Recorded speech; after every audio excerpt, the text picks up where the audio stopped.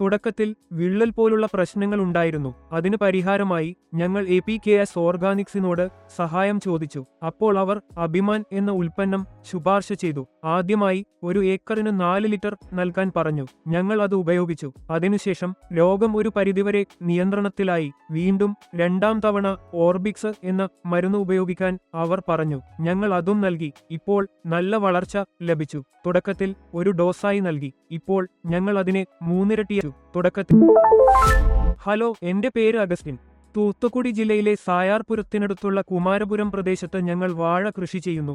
ഒരു വശത്ത് 80 സെന്റും മറുവശത്ത് 1 ഏക്കറും വാഴകൾ നട്ടുപിടിപ്പിച്ചു. 80 സെന്റിൽ ഏകദേശം 700 വാഴകളും 1 ഏക്കറിൽ ഏകദേശം 1000 വാഴകളുമുണ്ട്.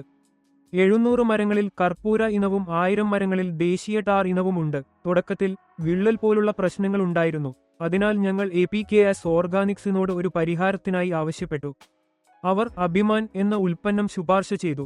ആദ്യമായി ഏക്കറിന് 1 വശത്ത് 4 ലിറ്റർ പ്രയോഗിക്കാൻ അവർ ഞങ്ങളോട് പറഞ്ഞു. ഞങ്ങൾ അത് ഉപയോഗിച്ചു. അതിനുശേഷം രോഗം ഒരു പരിധിവരെ നിയന്ത്രണത്തിലായി. പിന്നെ 2ാമത്തെ തവണ ഓർബിക്സ് എന്ന മരുന്ന് ഉപയോഗിക്കാൻ അവർ ഞങ്ങളോട് പറഞ്ഞു. ഞങ്ങൾ അതും പ്രയോഗിച്ചു. ഇപ്പോൾ ഞങ്ങൾ നല്ല വളർച്ച കൈവരിച്ചു. ഇപ്പോൾ ഇല വിരിയുന്ന സീസണിൽ ഞങ്ങൾ അവരോട് വീണ്ടും മരുന്നിനെക്കുറിച്ച് ചോദിച്ചു. അവർ വീണ്ടും അഭിമാൻ ഉപയോഗിക്കാൻ പറഞ്ഞു. ഞങ്ങൾ ട്രിപ്പ് രീതിയിൽ കർപ്പൂര ഇനത്തിന് 8 ലിറ്ററും നാടൻ ടാർ ഇനത്തിന് 10 ലിറ്ററും പ്രയോഗിച്ചു. തുടക്കത്തിൽ ഞങ്ങൾ അടിത്തട്ടിൽ മരുന്നുകൾ പ്രയോഗിച്ചു. ഇപ്പോൾ ഞങ്ങളെല്ലാം ട്രിപ്പ് രീതിയിൽ പ്രയോഗിക്കുന്നു. ഇതുമൂലം വാഴകൾ നന്നായി വളരുന്നു. ഈ വാഴയിൽ ഇത്തരത്തിലുള്ള വിള്ളൽ സംഭവിക്കുമ്പോൾ അത് താഴെ നിന്ന് ആരംഭിക്കുന്നു.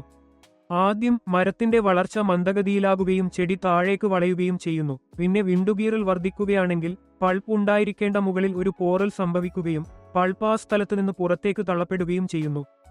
ഇതുമൂലം മുഴുവൻ വാഴയും കേടാകുകയും പാഴാകുകയും ചെയ്യുന്നു. അതാണ് വിള്ളൽ പ്രശ്നത്തിന്റെ പ്രധാന കാരണം.